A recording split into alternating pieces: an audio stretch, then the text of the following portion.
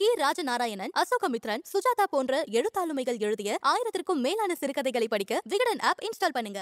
Inverted நிப்பிள்ஸா இருக்குனாக்கா breast ஃபீடிங்லாம் அவங்களுக்கு issues வர ஆரம்பிக்கும். ஸோ ப்ரெக்னெண்ட்டாக இருக்கும் போதே அதை எப்படி கரெக்ட் பண்ணுற அந்த techniques. Too tight inner garment வந்துட்டு பேக் பெயின் ஜாஸ்தி அதிகப்படுத்தும் அப்படின்ற ஒரு விஷயம் தெரிஞ்சுக்கணும். And too loose inner garment will make their breast sag அப்படின்ற ஒரு விஷயமும் தெரிஞ்சுக்கணும்.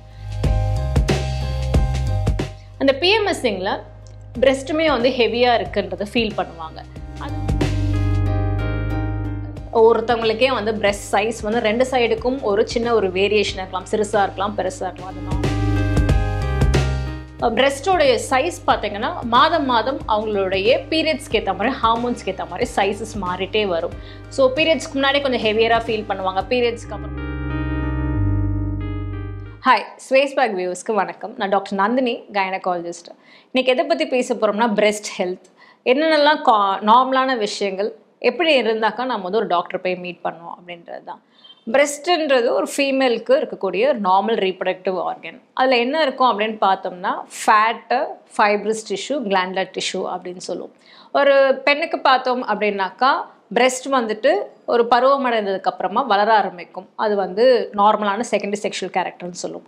இப்போ வந்து ஒரு மென் அப்படின்னு பார்த்தோம்னா அவங்களுக்குமே வந்து ஒரு பிரெஸ்ட்ன்ற ஒரு விஷயம் இருக்கும். வயிறில் குழந்தையாக இருக்கும் போதே பெண்ணுக்கும் சரி ஆணுக்கும் சரி ஒரு பிரெஸ்ட்ன்ற டெவலப்மெண்ட் இருக்கும். ஹார்மோன் வந்து ஈஸ்ட்ரன் என்ற ஹார்மோன் ஒரு பெண்ணுக்கு தான் சுரக்கும்ன்றதுனால அது வளர ஆரம்பிக்கும். மென்னுக்கு வந்து அந்த அளவுக்கு பிரெஸ்ட் டெவலப்மெண்ட் இருக்காது. இப்போ ஒரு பெண்மணி அப்படின்னு பார்த்துக்கிட்டோம்னா அவங்க மார்பகத்தை பற்றி என்ன தெரிஞ்சுக்கணும் அப்படின்னா அவங்களோட உடல் பருமனை பொறுத்ததும் வந்து பிரெஸ்ட் சைஸ் இருக்கும். ஒரு சின்னதாகவும் இருக்கலாம், பெருசாகவும் இருக்கலாம். ஒரு அவங்களுடைய பாடி நேச்சருக்கு ஏற்ற மாதிரி வந்து பிரெஸ்ட் சைஸ் இருக்கும். அதனால வந்துட்டு மற்றவங்களோட கம்பேர் பண்ணி அது அப்நார்மல் நினைக்கக்கூடாது. இன்னொரு விஷயம் வந்து ஃபைப்ரஸ் டிஷ்யூ அப்படின்னு சொன்னோம். ஒரு மார்பகத்தை செஸ்ட் வாலில் போய் சப்போர்ட் பண்ணக்கூடிய ஒரு விஷயம் என்னென்னு பார்த்தீங்கன்னா இந்த ஃபைப்ரஸ் டிஷ்யூ தான். அந்த பெக்டரல் மசில்ஸோட போய் அட்டாச் பண்ணிக்கும். அப்போ தான் வந்து அந்தளவுக்கு பெயின் இல்லாமல் ஒரு ப்ராப்பரான ஒரு பொசிஷனில் இருக்கும். அடுத்த ஒரு விஷயம் அப்படின்னு பார்த்தா கிளாண்டுலர் டிஷ்யூ அப்படின்னு சொன்னோம். ஒரு பெண் வந்துட்டு தாய்ப்பால் கொடுக்குறாங்க அப்படின்னும் போது மார்பகத்துலேருந்து பால் சுரக்கும் அப்படின்ற ஒரு விஷயத்துக்கு இந்த கிளாண்டுலர் டிஷ்யூ வந்து ஹெல்ப் பண்ணும்.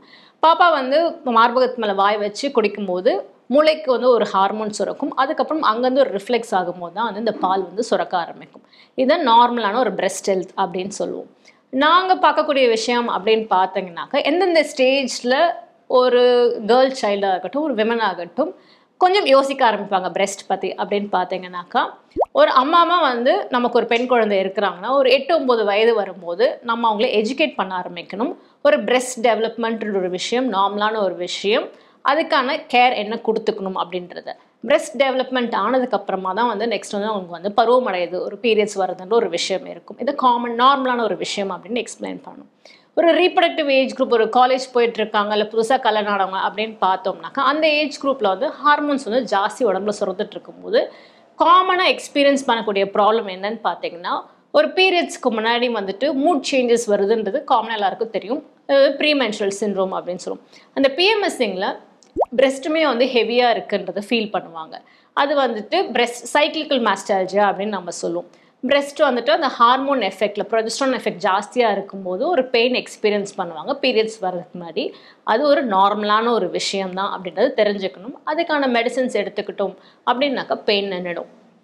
நெக்ஸ்ட்டு தாய்ப்பால் கொடுக்கும்போது என்ன பிரச்சனை அப்படின்னு பார்த்தீங்கன்னாக்கா ஒரு ப்ரெக்னெண்ட்டாக இருக்க லேடிக்கு அப்படின்னு பார்த்தோம்னா நம்ம வந்து குழந்தை எந்த அளவுக்கு வளருது, அவங்க ப்ரெக்னென்சி எப்படி போயிட்டுருக்குன்ற ஒரு கேர் கொடுக்குற மாதிரி பிரெஸ்ட்டுக்கும் ஒரு கேர் அஸ் அ கைனகாலஜிஸ்டாக நம்ம கொடுப்போம்.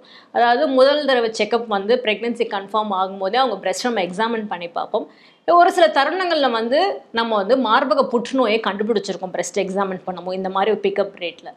இன்னொன்று பார்த்தீங்கன்னா அவங்க கடைசி 3 மாதம் அதாவது லாஸ்ட் ட்ரைமஸ்டர் ஒரு டெலிவரி நெருக்கி போகும்போது அவங்களுடைய மார்பகத்தை நம்ம பரிசோதித்து பார்த்துட்டு மார்பகம் அதாவது காம்பு நிப்பிள் அப்படின்னு சொல்லுவோம் அது வந்து எப்படி இருக்குது அப்படின்னு நம்ம பார்த்துப்போம். ஏன்னா தாய்ப்பால் கொடுக்கும்போது பாப்பா வாய் வச்சு கொடுக்கும்போது பால் சுரக்கணும், கம்ஃபர்டபுளான ஒரு பொசிஷன் இருக்கணுன்ற ஒரு எஜுகேஷன் ப்ரெக்னெண்ட்டாக இருக்கும்போது எக்ஸ்பிளைன் பண்ண போகிறோம். அவங்க காம்பு வந்து ரொம்ப உள்ளார புஷ்ஷாக இருக்குது, இன்வெர்டட் நிப்பிள்ஸாக இருக்குனாக்கா பிரெஸ்ட் ஃபீடிங்லாம் அவங்களுக்கு இஷ்யூஸ் வர ஆரம்பிக்கும். ஸோ ப்ரெக்னெண்ட்டாக இருக்கும்போதே அதை எப்படி கரெக்ட் பண்ணுற அந்த டெக்னிக்ஸ் சொல்லிக் கொடுப்போம். ஸோ அவங்க டெலிவரி ஆனதுக்கப்புறம் ஃபீட் பண்ணும்போது அவங்களுக்கு ஒரு எஜுகேஷன் இருக்கும், இப்படி தான் நம்ம ஃபீட் பண்ண போகிறோம், இந்த டிஃபிகல்ட்டி ஃபேஸ் பண்ண போகிறோம்னு சொல்லிட்டு. பெரும்பாலான தாய்மார்கள் பார்த்தோம்னா பிரெஸ்ட் ஃபீடிங் ஆரம்பிக்கும் போது இனிஷியல் ஒரு 48 ஹவர்ஸ்லேயே வந்து மில்க் வரும் அப்படின்னு நினைப்பாங்க. பால் வராது, கொலஸ்ட்ரம் என்ற ஒரு விஷயம் தான் வரும். பாப்பாக்கு எந்த அளவுக்கு தேவையோ அந்த அளவுக்கு தான் வந்து பால் வந்து சுரக்க ஆரம்பிக்கும் அப்படின்றத தெரிஞ்சுக்கணும்.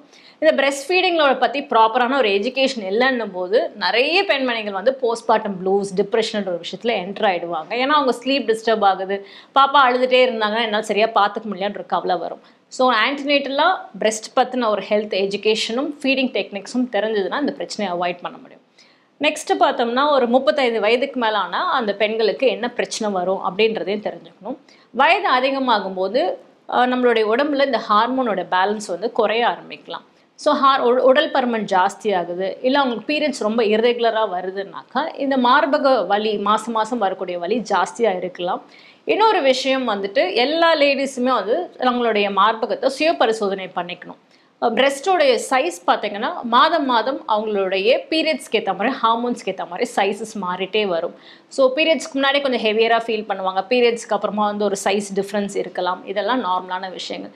சுய பரிசோதனை மாதம் அது ரிமைண்டருக்காக தான் வந்து பீரியட்ஸ்க்கு அப்புறமா ஒரு செக் பண்ணி பாருங்கள். உங்கள் கை வச்சு மார்பகத்தை பரிசோதனை பண்ணி பாருங்கள். கையில் ஏதாவது கட்டி மாதிரி தெம்படுதா, அது தோல் எப்படி இருக்குது, இல்லாட்டி மார்பகத்துலேருந்து ஏதாச்சும் ரத்தம் வருதா, கசிவு ஏதாவது இருக்கா, இல்லை கட்டி மாதிரி தெரியுதா அப்படின்றது பார்க்கணும். இந்த மாதிரி ஏதாவது ஒரு சிம்டம் இருந்துச்சு அப்படின்னா உங்கள் டாக்டரை போய் பாருங்கள் அப்படின்னு நம்ம சொல்லுவோம். நெக்ஸ்ட்டு வந்துட்டு பீரியட்ஸ் நின்றுடுச்சு, மெனோபாஸ் அப்படின்ற ஒரு ஸ்டேஜ் வரும்போது இன்னும் லேடி எக்ஸ்பீரியன்ஸ் பண்ணுவாங்கன்னு பார்த்தீங்கன்னா மார்பகத்தோட பொசிஷனிங் பார்த்தீங்கன்னாக்கா அவங்களுக்கு வந்துட்டு நார்மல் சப்போர்ட்ன்றது குறைய ஆரம்பிச்சிடும். அவங்களுடைய மசில்ஸ் வீக் ஆக ஆரம்பிச்சிடும். ஹார்மோன்ஸ், இந்த ஈஸ்ட்ரன் ஹார்மோன் குறைய ஆரம்பிக்கிறதுனால பிரெஸ்ட் சேக் ஆக ஆரம்பிக்கலாம், அதாவது கீழே தாழ ஆரம்பிக்கலாம். அது வந்து ஒரு நார்மலான ஒரு விஷயம் ஏஜிங்க்கு அப்படின்றது எல்லாரும் தெரிஞ்சுக்கணும். ஒரு ரீப்ரடக்டிவ் ஏஜ் குரூப்பில் ப்ராப்பரான ஒரு பிரெஸ்ட் சப்போர்ட் எடுத்துப்பாங்க by with an inner government.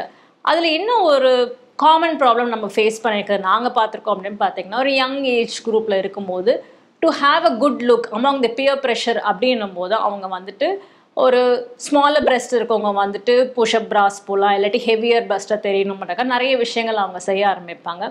ஒரு ஹெவியராக இருக்கவங்க வந்துட்டு அது எப்படி வந்துட்டு நார்மலாக நாம் காட்ட முடியும் எக்ஸ்ட்ரலாம் அப்படின்றதுக்கான எக்ஸ்ட்ரா மெஷர்ஸ் எடுப்பாங்க.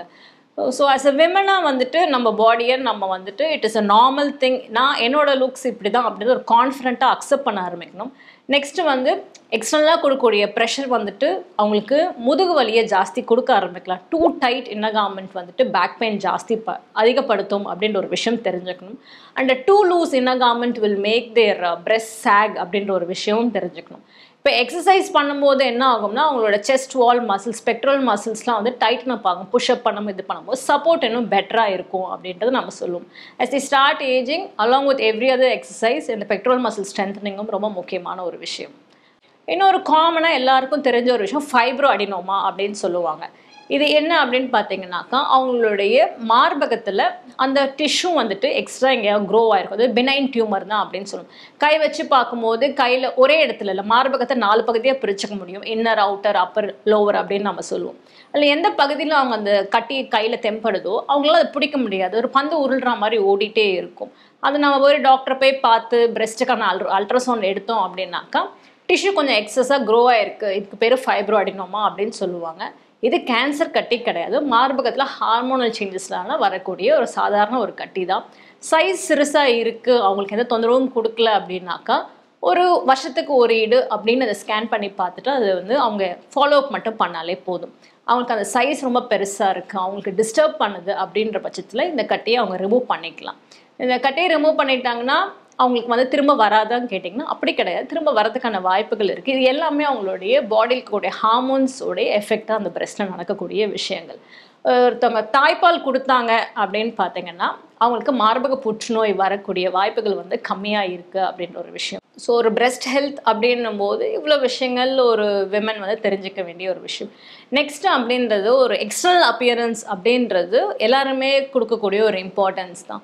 இதில் வந்து ஒருத்தருக்கும் ஒரு பாடி மேக்கருக்கும் அவங்க ஹைட்டுக்கு ஏற்ற வெயிட் அப்படின்ற மாதிரி அதுக்கேற்ற மாதிரி ஒரு பிரெஸ்ட் சைஸ் அண்ட் ஷேப்ஸ் இருக்கும். எல்லா ஷேப்புமே நார்மல் தான் அப்படின்ற ஒரு விஷயத்த நம்ம நார்மலாக அக்செப்ட் பண்ணிக்க ஆரம்பிச்சோம்னா ஆஸ் எ விமனாக அது வந்துட்டு இப்போ ஒரு பிரெஸ்ட் அப்படின்னு எடுத்துக்கிட்டோம்னா அதில் இன்னும் நார்மலான விஷயங்கள் அப்படின்றத எல்லாரும் தெரிஞ்சுக்கணும். ஒரு ப்ரைவேட் பார்ட் அப்படின்னும் போது இப்போ வந்து ஒரு லெஃப்ட் டு ரைட் அப்படின்னும் போது ஒருத்தவங்களுக்கே வந்து பிரெஸ்ட் சைஸ் வந்து 2 சைடுக்கும் ஒரு சின்ன ஒரு வேரியேஷன் இருக்கலாம், சிறுசாக இருக்கலாம், பெருசாக இருக்கலாம். அது நார்மலான ஒரு விஷயம்தான். நெக்ஸ்ட்டு வந்துட்டு பிரெஸ்ட்டில் வந்துட்டு ஒரு டார்க்கண்ட் ஒரு ஏரியா இருக்கும், அது வந்து ஏரியோலான்னு நம்ம சொல்லுவோம். அது இந்தியன் ஸ்கின் டோனுக்கு ஏற்ற கலரில் தான் இருக்கும். அது வந்து ஒரு பேல் பிங்க் கலரில் இருக்காது, ஒரு டார்க் ப்ரௌன்லேயோ ஒரு பிளாக்கிஷாக இருக்கலாம். நெக்ஸ்ட் வந்து பிரெஸ்ட் நிப்பிள்ஸ் பார்த்தீங்கன்னா வந்துட்டு எப்பயுமே வந்துட்டு அவங்களுக்கு வந்து காம்பு வந்து ஸ்ட்ரைட்டாக இருக்குமான்னு கேட்டிங்கன்னா கிடையாது. அதில் வேரியஸ் டைப்ஸ் இருக்குது. நமக்கு ஃபீடிங்னு வரும்போது அது இன்வெர்டட் நிப்பிளாக இருந்தால் வந்து ப்ராப்ளம் கொடுக்குன்ற ஒரு விஷயம் நம்ம தெரிஞ்சுக்கணும். அதே போல் வந்துட்டு உடம்பு பகுதியில் கை காலில் வந்துட்டு எப்படி ஹேர் க்ரோத் இருக்கோ அது மாதிரி பிரெஸ்ட்டில் இருக்கக்கூடிய ஒரு ஃபியூ ஹேர்ஸ்ன்றது நார்மலான ஒரு விஷயம்தான். அளவுக்கு அதிகமாக இருக்குது, ஒரு டிஃப்ரெண்ட்டாக இருக்குன்னா டாக்டரை போய் பார்த்து அவங்களுடைய ஹார்மோன்ஸில் ஏதாவது பிரச்சனை இருக்கா இல்லையான்றது தெரிஞ்சுக்கணும். அண்ட் பிஎம்எஸ்ஸிங்கில் வந்துட்டு மார்பகம் ஹெவியாக ஃபீல் பண்ணுறதும் வலியும்ன்றது நார்மலான ஒரு விஷயம்தான். அதுக்காக அட்ஜஸ்ட் பண்ணிக்கணும் கிடையாது. அதுக்கேற்ற நம்ம சப்ளிமெண்ட்ஸ், வைட்டமின் சப்ளிமெண்ட்ஸும் ட்ரீட்மெண்ட்டும் எடுத்துக்கிட்டோம்னாக்கா உடம்பு வந்து மெயின்டைன் ஆகும். இன்னொரு விஷயம் எல்லோரும் காமனான தெரிஞ்சுக்கணும்னா நம்மளுடைய பாடி வெயிட் வந்து அதிகமாக கெயின் பண்ணும்போதும் சரி, லூஸ் பண்ணும்போதும் சரி, பிரெஸ்ட் வந்து ஹெவியாகலாம், இல்லை வந்து ஸ்மாலர் இன் சைஸ் ஆகலாம். அதே போல் பிரெஸ்ட்டில் இருக்கக்கூடிய ஃபைப்ரஸ் டிஷ்யூ ரொம்ப ஸ்ட்ரெச் ஆகும்போது ஸ்கின்ல வந்து ஸ்ட்ரெச் மார்க்ஸும் வரும். இதெல்லாம் ஒரு காமனான ஒரு விஷயம்தான்.